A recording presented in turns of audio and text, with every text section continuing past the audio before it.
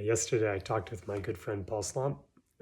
He has a beef ranch out in rural Quebec where him and his partner and his family farms, and we were talking politics, and he was saying that he and his partner kind of landed on the analogy that voting is like taking the bus. You don't really go precisely where you want to, but you can kind of pick the bus and the route in the general direction that you're inclined, which I thought is not a bad metaphor for generally how we feel as voters in Canada.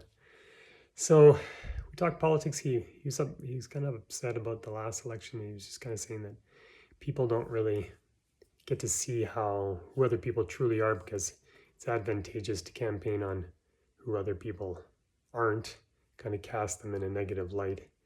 He didn't feel that builds many bridges. He also felt that Carney is already governing from the right when he campaigned more on the left. And so ultimately, Paul said that he feels lied to in a way, and he also said he felt he was swindled again. And I think that's probably the feeling of a lot of Canadians.